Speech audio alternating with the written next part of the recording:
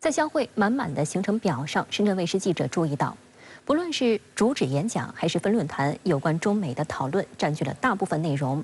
而对于参会的东盟国家而言，则面临如何处理与中美两国关系的讨论。多个东盟国家在香会期间公开表态，不想在中美之间选边站队。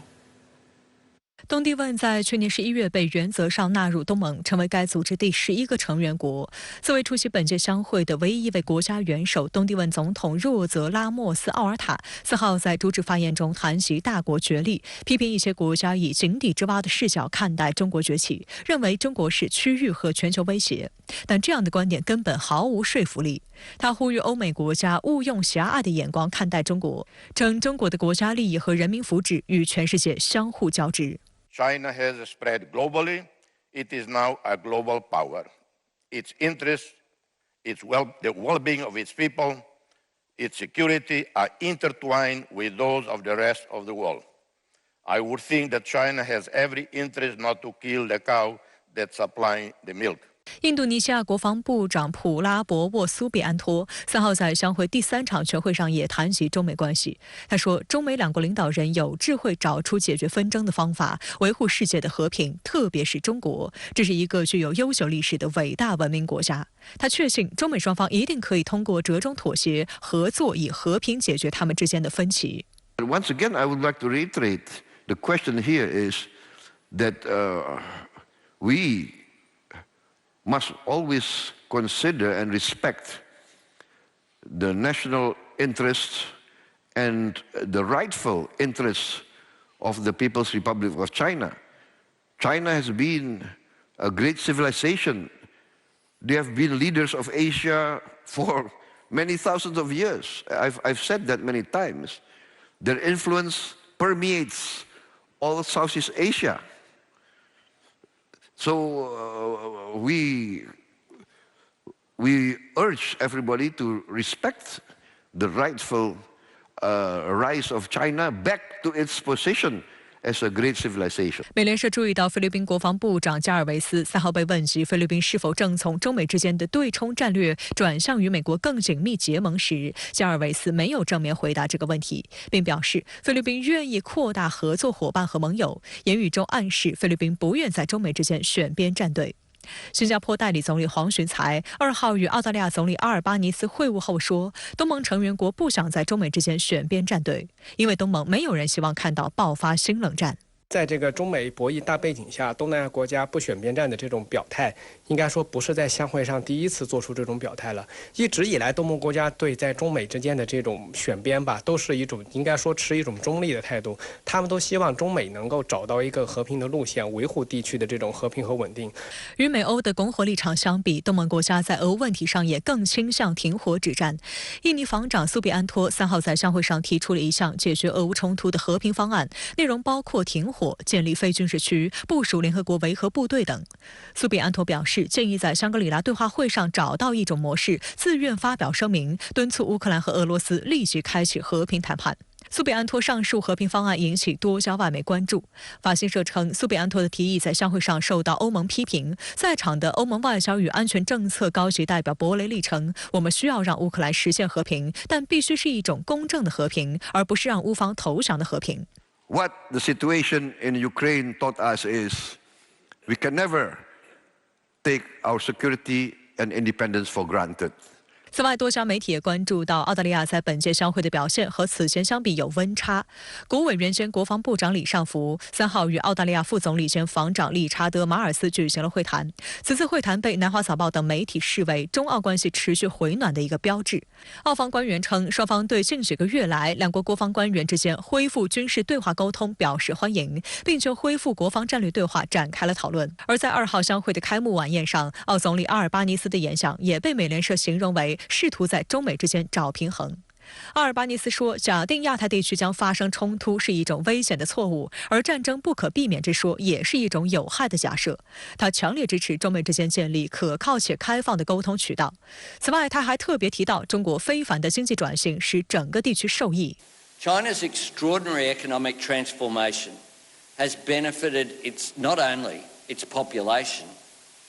China's extraordinary economic transformation has also benefited our entire region. And that is important. But it's also been important for the region. 中方参会专家、国防大学国家安全学院国家安全战略教研室副主任张弛认为，澳大利亚力求和中国维护好关系的态势还会继续延续。他提出，澳大利亚的地缘战略和地缘经济两个层面是脱节的。一方面，其实美国长期以来在亚太地区的铁杆盟友，在安全上靠美国，军事上依赖美国；但另一方面，澳大利亚在经济上离不开中国。澳大利亚是区域全面经济伙伴关系协定的重要成员国，非常清楚地意识到本国国家发展未来在亚洲。张弛认为，这也是一个信号，表明全球的地缘经济和地缘政治的重心从欧洲大西洋转移到了亚洲太平洋。为了适应这种趋势，澳大利亚选择顺势而为，并努力拓展和中国的关系。中国现代国际关系研究院东南亚和大洋洲研究所副所长骆永坤接受深圳卫视记者采访时表示，相较于东盟，澳大利亚的对华心态更为复杂。我更愿意认为，阿尔巴尼斯这次在相会上的表态，可能更多的是一种外交的口号，他能够希望在跟中国对抗，或者说作为美国盟友、作为马前卒的这种同时呢，也一定程度能够调整这个对中国的这种关系。好的，接下来连线前方的深圳卫视特派记者辛泽明。泽明你好，国务委员兼国防部长李尚福今天的主旨演讲反响怎么样？你在现场有何观察呢？好的，主持人，今天我是在内场近距离聆听李部长的演讲。其实基于会场秩序，绝大多数的媒体是不被允许进场拍摄的。但是因为有太多的人守在门口，强烈希望能够直接聆听中国声音，主办方便顺势大开方便之门，破例同意各家媒体进场拍摄。可见，新任中国防长的相会首秀牵动了许多目光。一段有关香格里拉美好寓意的中国式浪漫开场白，让不少的华人记者都会心一笑。在35分钟的时间里，李部长始终以真诚、坦荡、平等的态度与大家交谈，让人如沐春风。演讲中，他以中国军舰海外护航、撤离在苏丹中外人员、沙伊北京历史性和解等具体的事例来印证中国军队维护世界和平、中国外交化干戈为玉帛的初心未改。他还以通俗易懂、生动形象的典故来阐释中国立场。例如，他提到抗美援朝时期创作的名曲歌词：“朋友来了有好酒，豺狼来了有猎枪”，巧妙地点明了中国厚道友善但不畏强权的国格底色。我注意到，台湾问题、南海问题、中美关系是部长演讲和提问环节的焦点议题。现场共有10位来自美国、法国、菲律宾、荷兰、印尼等国的代表提问。坦率地说，许多提问都非常的尖锐，但是部长总能引导大家透过现象看到本质。例如，他反问：为什么你们所提的军机军舰摩擦都发生在中国的领空领海附近？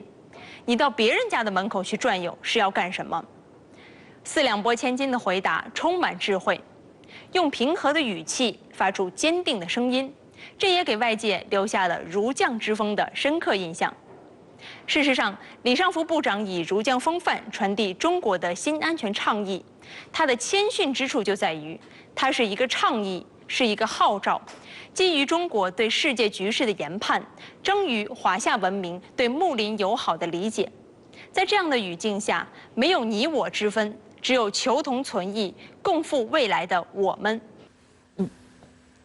第20届香格里拉对话会今天下午正式落下帷幕。你全程报道了本届相会，在现场有怎样的体会与感受呢？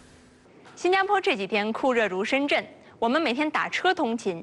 有趣的是，遇到的每一位司机都代表了新加坡多民族国家的色彩，这让我直观地感受到，新加坡确实是东西方文明交汇的十字路口。十字路口也是接壤处，摩擦与碰撞自然少不了。或许有不少人认为相会是争吵与抗衡的争议之会，但我更愿意将相会称之为争鸣之会。在这里，中国的军方代表不为吵架而来，而是为了发展友谊，让更多人听到更加亲切、立体、全面的中国声音。第20届相会在雨中落下帷幕，南洋的海风拂面，让我有着如释重负之感。此次报道，我们遇到了老朋友，结识了新朋友，或许大家对许多问题依然有着不同的看法，所持的立场也有所不同，但我始终相信，人类的命运是紧密相连的。我们固然不能指望用一次相聚解决掉所有问题，但是中国代表团在本届相会的亮相，无疑是谦和、儒雅、坚定地向前迈出了坚实的一步。好的，主持人，以上就是我的观察。好的，谢谢泽明在现场发回的报道，谢谢。